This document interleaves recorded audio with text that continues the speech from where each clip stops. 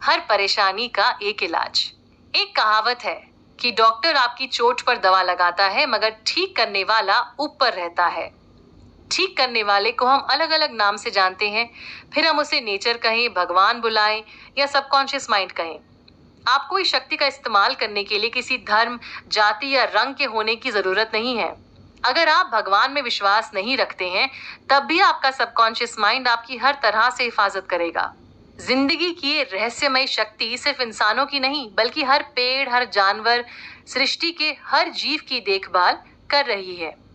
जब भी आप प्रार्थना करें तो अपने मन में ये सोचें कि जो भी आप चाहते हैं वो चीज पहले ही आपकी हो चुकी है। उदाहरण के तौर पर, अगर आप कोई तकलीफ या बीमारी से छुटकारा पाना चाहते हैं तो अपनी ऊर्जा को अपने सबकॉन्शियस माइंड की शक्ति की तरफ केंद्रित कीजिए। अपने डर पर ध्यान मत दीजिए। धीरे धीरे डर अपने आप कम हो जाएगा, नेगेटिविटी खत्म होने लगेगी और फिर आपकी सेहत लौट आएगी, परेशानी भी अलविदा कह देगी। प्रार्थना करते वक्त अपने सबकॉन्शियस माइंड को थैंक यू बोलिए, क्योंकि वो आपकी मदद कर रहा है ठीक होने में। अगर इस बीच फिर से डर सताए तो खुद को अपने सबकॉन्शियस माइंड के ताकत की तरफ मोड़िए।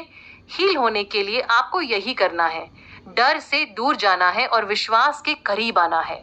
फ्रांस एंटन मेस्मर नाम के एक स्विस फिजिशियन हुआ करते थे। अतरंगी तरीकों से लोगों को ठीक कर दिया करते थे। ये कहते थे कि इनके शरीर से एक मैग्नेटिक फ्लूइड निकलता है जो इनके मरीजों के शरीर में घुसकर उनकी तकलीफ को गायब कर देता है। लोग इस शख्स के पास भारी मात्रा में जाने लगे। सरकार को शक हुआ और मामले की तह तक पहुंचने पर पता चला कि ये जनाब लोगों को ठीक तो कर रहे थे, मगर लोग इनकी वजह से नहीं, अपनी कल्पना की वजह से ठीक हो रहे थे।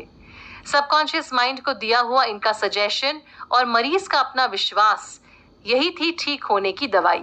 जब हम गहरी नींद वाली अवस्था में चले जाते हैं, तब कॉन्शियस माइंड के बंद दरवाजे खुल जाते हैं। ऐसी स्थिति में कॉन्शियस माइंड क्यों, कब, कैसे, कहाँ सोच नहीं पाता। और इस वक्त अगर कोई आपके सबकॉन्शियस माइंड से कुछ कहे तो वो बात आपके अंदर तक चली जाती है। आप उसे सच मान लेते हैं और फिर जीवन में आगे चलकर वही होता भी है। अगर आप लॉस एंजलिस में हैं और आपकी माँ जो न्यूयॉर्क में है वो बीमार पड़ जाएं, तो आप उनकी मदद कैसे कर सकते हैं? जब आप सेहत, खुशी, तंदुरुस्त शरीर के बारे में सोचेंगे और उनके लिए प्रार्थना करेंगे तो वो भी वही सोचेंगी जो आप सोच रहे हैं। क्योंकि देखा जाए तो हम सबका सबकॉन्शियस माइंड जुड़ा हुआ है ऊपर वाले के साथ। इसीलिए आपकी माता जी किसी भी शहर या देश में रहें, आप उनके सबकॉन्शियस माइंड तक संदेश पहुंचा सकते हैं। एक शख्स को जब ट्यूबरकुलोसिस हुआ तो उन्होंने हर रात सोने से पहले ये कहना शुरू किया, मेरे शरीर का एक एक अंग, एक एक सेल और मेरे फेफड़े बिल्कुल दुरुस्त और तंदुरुस्त है। मेरा शरीर सेहतमंद है और ऊपर वाले की मर्जी से है। करीब 1 महीने बाद इनकी तबीयत पूरी तरह से ठीक हो गई।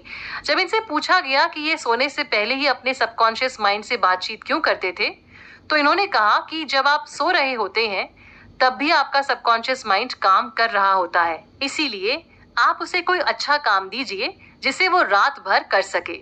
हमें कभी भी अपनी बीमारियों को नाम नहीं देना चाहिए या उसके बारे में बार बार बात नहीं करनी चाहिए। ऐसा करने से वो होगा जो हम नहीं चाहते या जिस चीज से हम डरते हैं। हमें वो बोलना है और सोचना है जो हम देखना और महसूस करना चाहते हैं। इसीलिए अपने दिमाग को हमेशा प्यार, शांति और खुशी की भावना से भरने की कोशिश कीजिए।